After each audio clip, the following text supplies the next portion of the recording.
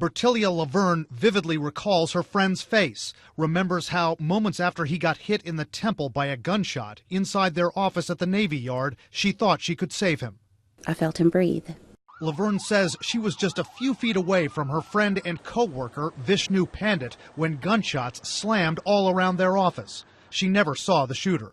You almost got hit yourself, right? Yes. The bullet missed me because I was already moving. And so the bullet missed me and it shattered the glass right next to where my head was. Pandit was down, but Laverne says when she checked his pulse, it was strong. She and her co-workers ignored their own safety, and what happened next, while the shooter was still on his rampage, is right out of a movie. The security guards showed up, and they helped me get him to a chair to wheel him to the stairs. We put him in the emergency evacuation chair, and I was talking to him and praying the whole entire time. What were you saying to him? That I prayed that God would protect him, and that we need him here, and that his friends loved him.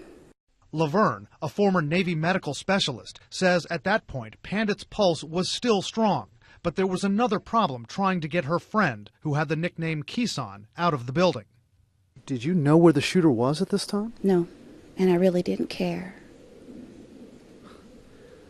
We had to get Kisan out. That was the important thing. As they were descending the stairs, they heard over a guard's radio that the shooter was right in the direction they were heading. Bertilia Laverne says they managed to sneak out a side door, got Pandit to a law enforcement vehicle, which then sped outside the base to this corner.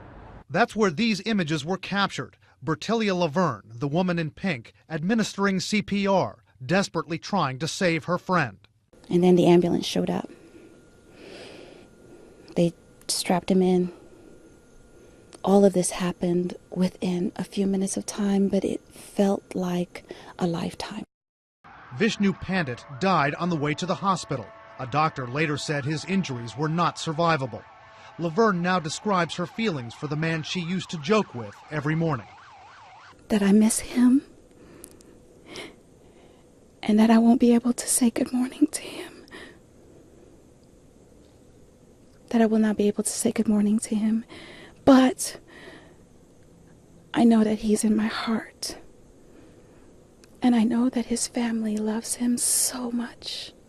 Bertilia Laverne says Vishnu Pandit had recently welcomed a grandchild, who she described as the light of his life. He was buried Thursday. Brian Todd, CNN, Washington.